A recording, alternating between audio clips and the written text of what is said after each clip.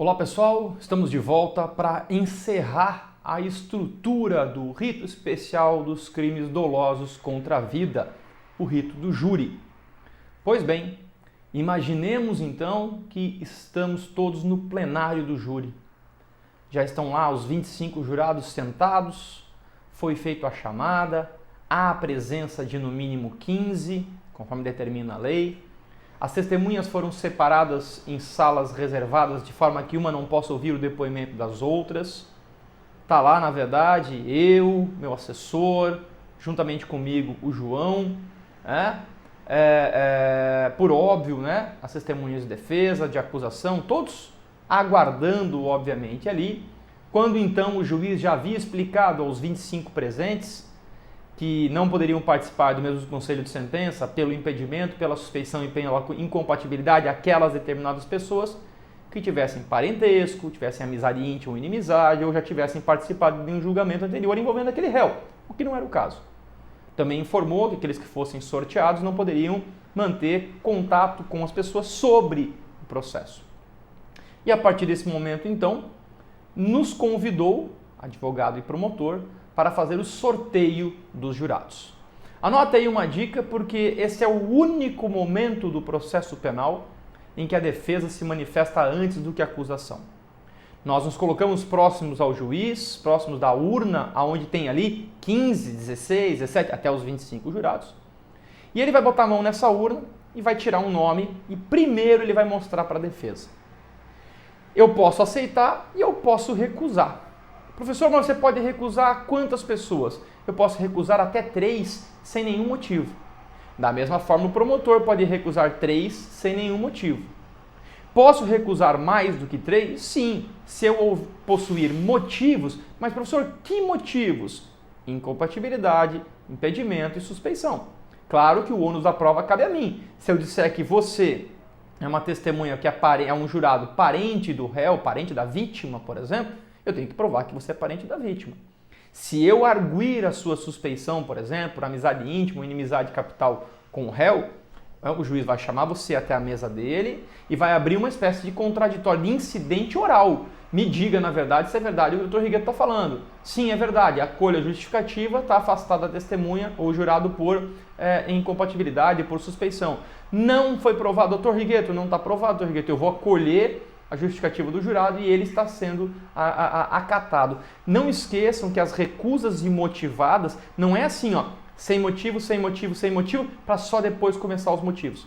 A primeira já pode ser com motivo, a segunda pode ser sem, a terceira pode ter um motivo, a quarta pode ser sem, a quinta pode ser sem. Então podem haver mais recusas, lembrando que são 3 imotivadas e quantas forem necessárias as motivadas. Primeiro a defesa. Rigueto, você concorda? Concordo. Promotor, você concorda? Concordo. João da Silva, ele vai sentar na mesa dos jurados. Rigueto, você concorda? Recuso. Recusa imotivada número 1 da defesa. Rigueto, você concorda? Concordo. Promotor, discordo. Recuso. Primeira recusa imotivada do Ministério Público. Por isso, no mínimo 15. Até o momento, na verdade, em que nós consigamos compor o conselho de sentença com 7 jurados. Tá? Com 7 jurados. Pois bem, existe um negócio chamado estouro de urna, que é quando você vai recusando, a ponto de não ter mais, obviamente, jurados suficientes, ficar com 6, por exemplo, estourou. Tá? Existe uma divergência doutrinária sobre a possibilidade de recusas quando há 2 réus com defensores distintos. Há uma corrente que diz que a recusa deveria ser da acusação e da defesa. E a outra corrente diz que a recusa deve ser da acusação e dos advogados de defesa. Então significa que o promotor poderá recusar 3, eu 3 e o meu colega advogado que está representando o outro réu também 3. Então só aqui nós já temos 6 recusas imotivadas. Essa é a corrente que vigora, que é majoritária. Tá? As recusas devem ser feitas individualmente. Posso até chegar num consenso com o meu colega e nós recusarmos só 3, mas a recusa é individual. Certo? Tanto que, às vezes acontece o estouro de urna. Às vezes falta um jurado para ser sorteado, falta um jurado para compor o conselho de sentença, eu aceito, meu colega advogado recusa e o promotor aceita. Ele deu causa ao estouro de urna. Aí o processo ele é cindido. Ele que não concordou com o jurado volta para casa, o processo vai ser julgado numa nova data. Eu que aceitei, o promotor que aceitou, teremos, na verdade, o jurado sendo julgado, o juiz, né, o réu sendo julgado naquela oportunidade. Tudo bem? Então, sorteou-se os 7 jurados. A partir do momento que os 7 jurados ficaram naquela mesa, né, na sua posição, geralmente 4 e 3, tá? É feito um negócio chamado exortação. A exortação é uma convocação para torná-lo equiparado a funcionário público. A frase prevista no 472, a exortação, diz assim: em nome da lei, concito-vos a examinar esta causa com imparcialidade e a proferir a vossa decisão de acordo com a vossa consciência e os demais ditames da justiça. O jurado, nominalmente chamado pelo presidente, responderá: assim o prometo. Pedro, assim o prometo. Joana, assim o prometo. Felipe, assim. Os 7 deverão, estando em pé, responder, na verdade, assim o prometo. Antigamente era eu juro. Se você vê filme americano ainda, a mão dele está sobre a Bíblia e assim, eu juro dizer a verdade, nada mais que a verdade, somente, né? Porque lá tem a figura do juramento ainda voltado com a história do amando de Deus. Tá bom? Feita a exortação, cada jurado recebe uma cópia da pronúncia, a decisão que mandou a júri, e uma cópia do relato das decisões posteriores, decisão do recurso sentido estrito, decisão do recurso especial, do recurso extraordinário, bem como um relatório do juiz. Se vocês esperarem para perceber, o único documento neutro que nós temos aqui é o relatório do juiz. A pronúncia levou você a júri. A decisão do rese levou você a júri. A decisão de um resp levou você a júri. A decisão de um reste extraordinário levou você a júri. A única coisa que é neutra, tecnicamente, é o relatório feito pelo juiz. Dá-se um tempo para cada jurado ler esses documentos, se inteirar um pouco do que está acontecendo e passa-se, então, a instrução processual. Professor, como funciona a instrução processual? Exatamente como aconteceu na primeira fase. Então vamos parar agora para pensar, porque a primeira pessoa da depoimento é a vítima. Então a vítima compareceu lá, o seu José, e contou a mesma versão lá do início. A mesma versão. Foi sabatinado por mais de 1 hora por mim, eu fiz mais de 150 perguntas para ele, certo? E de maneira incisiva, com entonação de voz, porque é assim que é o plenário do júri. Ele saiu, sentou na plateia, porque ele foi dispensado. Após o depoimento dele, o juiz pergunta: as partes dispensam o seu depoimento? Porque se eu dispensar, ele vai para a plateia. Se eu não dispensar, ele pode ser reinquirido numa outra oportunidade, ainda dentro do júri. E aí ele volta para a salinha reservada. Eu não tinha mais interesse em ouvi-lo, mas ele sentou na plateia. Veio a esposa, certo? E eu fiz uma pergunta para a esposa, eu perguntei: a senhora tem um pingente? Eu na corrente tenho, sim. Ela mostrou: aqui, ó, né? Nossa Senhora da Aparecida. A senhora sabe, né, que o seu marido, a senhora ganhou do seu marido? Ganhei. Onde a senhora comprou isso aqui? Eu comprei numa joalheria. Ele comprou numa joalheria que fica ali na rua tal. Eu queria fazer o link com a minha testemunha, certo? E ela entregou. O filho do depoimento, certo? Me encarou o júri inteirinho, ficou me olhando de cara feio o júri inteiro. Depois do filho, veio, na verdade, né, vieram as testemunhas de defesa. Lembrando que a Maria desapareceu do mapa. E por mais que intimada e por mais que testemunha imprescindível, eu desisti de ouvi-la. Preferi, na verdade, usar o vídeo do depoimento que ela deu na primeira fase do júri. Coloquei um trechinho do vídeo lá para que os jurados pudessem assistir o depoimento dela. Então não ouvi a Maria porque ela não compareceu. Eu podia ter cancelado o júri, mas é um trabalho gigantesco, é uma responsabilidade muito grande e eu preferi não cancelar a sessão do júri por ser uma testemunha imprescindível, intimada, porém não compareceu ao plenário. Passamos então a ouvir primeiro a mãe do João. A mãe do João foi mais pro lado emotivo, chorou bastante, contou todo o histórico de vida do rapaz, trabalhador, 3 hospitais, como enfermeiro, sempre ajudou a todos, a tudo e a todos. E agora estava envolvido nessa situação. Depois foi ouvido o pai.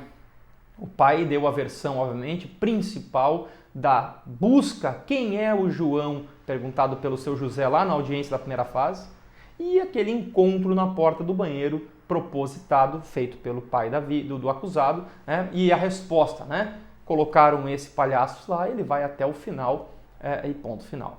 Depois foi ouvido a senhora dona da loja, funcionária da loja, sensacional. Contou exatamente todos os pontos, bateu em todas as teclas necessárias, certo? Então nós temos aí testemunha vítima, testemunha de acusação, testemunha de defesa. Aí seria a parte do momento da oitiva de peritos, acariação e reconhecimento. E um detalhe. O José contratou um assistente de acusação, que foi habilitado no tempo hábil, logo estava lá, ao lado do representante do Ministério Público. E como todas as testemunhas haviam sido dispensadas, tecnicamente não caberia acariação, porque automaticamente as testemunhas já tinham ouvido suas versões, elas deveriam ter voltado para a sala reservada.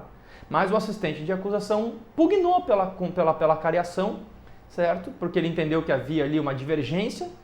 O juiz perguntou para a defesa se nós concordávamos, eu falei, concordo, eu estava com firmeza naquilo que nós precisávamos defender, e o juiz deferiu então a acariação. Então era perito, acariação e reconhecimento. Reconhecimento e perícia não, mas a acariação acabou acontecendo, certo? Lembrando, obviamente, também, um outro ponto importantíssimo, que lembra que a Maria fez o retrato falado, deferido pelo juiz lá atrás? O retrato falado estava nos autos. O retrato falado serviu para questionar o seu José. Olha aqui, esse aqui é o cara que ele agrediu, o senhor sabe disso. O senhor olha para a foto dele, olha para a foto para o réu sentado aqui, o senhor sabe que não é o réu. Seja honesto, seja sincero, não busque a qualquer custo uma resposta. Em paralelo a isso, o seu José protocolou uma ação civil indenizatória, pedindo alguns milhões de reais por aposentadoria por invalidez, por danos estéticos, até o final da vida, que tramitava em paralelo no processo penal. Vamos voltar à fita. Na hora da acariação, o deferimento pelo juiz foi de acariar o pai do João, certo? Com a vítima, o José, e a funcionária da loja com a vítima. Maior besteira do ponto de vista técnico da defesa. Porque na hora que colocaram seu José e seu Francisco frente a frente, vítima e pai do acusado, o seu Francisco olhava e dizia para ele, seu José, seja homem, olha aqui nos meus olhos. Fala para mim que eu não te encontrei na porta do banheiro, que eu não te perguntei isso, o senhor está dizendo que eu não fiz. Olha para mim aqui. E o seu José baixava a cabeça, não, eu não falei contigo, nunca falei contigo. Falou, olha que bem, seja homem uma vez na vida. Isso foi impactante porque o corpo fala. E o corpo do José respondeu que ele estava mentindo. Ao fazer a acariação entre o José e a funcionária da loja, arrebentamos a boca do balão. Porque a mulher foi de uma maestria, uma mulher simples, humilde, porém sensacional. Seu José, eu não acredito que o senhor é tão mentiroso. Assim na audiência, não acredito que o senhor é tão mentiroso. O senhor parou na loja lá, eu sou toda desbocada mesmo, viu o senhor todo amassado. Falou bem assim, lhe perguntei, o que aconteceu? O senhor falou, um monstro me pegou, me bateu. E já prenderam esse monstro, acharam esse trouxa lá de Florianópolis, agora vai ser ele. O senhor disse isso para mim, exatamente a frase que ele disse para o seu Francisco na porta do banheiro. Encerrada a acariação, passou-se ao interrogatório do acusado, que foi tenso, foi uma choradeira constante. Acho que 1h30 mais ou menos de depoimento, tá? Onde ele contou desde o princípio, onde ele contou a dificuldade de encontrar o agressor, certo? Onde eu pedi que ele ficasse de pé, onde eu pedi, na verdade, que ele levantasse a blusa, mostrasse a barriga saliente, o perfil dele de não fazer Cooper, não tinha porte físico atlético, não era moreno, certo? Não tinha cara de fazer Cooper, de forma alguma, certo? Estava de branco no dia dos fatos, quem é que faz Cooper de branco? Mas aquele cenário todo, aquela preocupação toda de, como é que o cidadão, o masculino lá, de porte físico até estaria machucado na cabeça? Que estranho. E o que ele estaria fazendo com aquela grávida? Perguntas que não tinham resposta ainda, vão ter agora. E aí então, após o interrogatório, nós passamos para os debates orais. E aí então o Ministério Público e o assistente de acusação dividiram 1h30 para convencer os 7 jurados. Se fosse mais de um réu, seriam 2h30. 2, 3, 4, 5 réus, 2h30. Um réu, 1h30. Professor, como é que divide esse tempo? A acusação e assistente têm que se acertar. Se eles não se acertarem, quem define o tempo é o juiz. Então, logo, naquele caso, certo? Primeiro quem falou foi o assistente de acusação. Um desastre total. Usou, na verdade, quis usar técnicas de um psicólogo chamado Paul Ekman, né, que fala, na verdade, sobre a linguagem corporal, porém ele quis fazer isso trazendo vídeos para a tela do fórum, para mostrar, na verdade, determinados vídeos, mostrar que o pai dele está mentindo, a namorada está mentindo e assim por diante, e aquilo não batia. Tá? Um detalhe importantíssimo durante toda a sustentação oral, a qualquer momento, a parte contrária pode pedir que você, que esteja lendo qualquer documento, indique a página do que você está lendo. E eu via que ele fazia menções a determinados livros e tal. Chegou uma hora que eu levantei e falei, excelência, é uma questão de ordem. Em que página está do livro que o senhor está lendo esse documento? Porque eu queria entender. E ele se perdeu por completo, e são táticas para você, né? E ele se perdeu por completo, não achou, mas era de uma arrogância sem tamanho. Tá? Ele começou a sustentação oral dele dizendo, meu nome é fulano de tal, eu sou advogado e só atuo no STJ e no STF. Isso aqui para mim é recreação. Põe no Google que o Google não mente. E os jurados ficaram olhando e falaram, porra, nós somos um lixo. Ele já começou errado. Certo? É igual uma vez eu fiz um júri onde o promotor disse para os senhores jurados, antes de iniciar a sustentação oral, de que todos ali éramos palhaços. Eu sei que ele quis dizer, na verdade, que era um teatro, né? E o júri é um teatro. Quando ele chamou todo mundo de palhaço, eu interferi. Falei, excelência, é uma questão de ordem. Falei, se o senhor se acha um palhaço, é outra coisa. Agora, os jurados não. Aí você ganha a confiança deles. Você ganha a confiança. Nesse espaço de tempo, então, o assistente falou, depois o promotor falou, certo? E eu, então, fui desenvolver a minha tese de defesa durante 1h30. E olha só que interessante. Tá? Porque antes de eu terminar de falar, porque depois que eu termino de falar, o juiz oportuniza ao Ministério Público a acusação, mas a réplica, 1 hora se for um réu, 2 horas se for mais de um réu, e automaticamente oportuniza a tréplica, para mim, 1 hora se for um réu e 2 horas se for mais de um réu. Então, nesse primeiro momento, a acusação falou, certo? Pediu a condenação, a defesa falou. E para que eu tivesse uma sustentação oral melhor, eu resolvi tentar esclarecer aquelas perguntas que não tinham respostas. E uma das coisas que eu fiz foi passear de bom din-din. E eu passei a Atlântico inteira, Brasil inteira, até o momento em que eu parei na base deles, lá no ponto, na Barra Sul, embaixo do teleférico. Quando eu parei, eu vi que o motorista pegou a marreta e foi bater nos pneus. E eu, de curioso, perguntei, tudo bem? Por que o senhor bate com a marreta nos pneus? Eu bato com a marreta nos pneus porque para ver se está com a calibragem correta, se não estão murchos e tal. Tá. Mas essa marreta fica aqui do lado de fora? Não. Essa marreta fica dentro da cabine, atrás do banco do motorista. Ou seja, óbvio que eu não abordei isso só durante os debates, né? Eu questionei o seu José lá no depoimento dele. Ele desceu com a marreta. Ele agrediu o agressor e quando ele agrediu aquele jovem de porte físico atlético, ele criou o corte. Só que parecia aqueles filmes de Velho Oeste, que ele dá a cadeirada no cidadão e o cidadão não cai. Automaticamente, ele pegou a marreta e marreteou o homem. Então olha que loucura o cenário. E aí, então, durante os debates eu contei, claro, a grávida continua sem resposta, porém estava explicado a agressão, o machucado no jovem, certo? E aí, então, a reação desproporcional.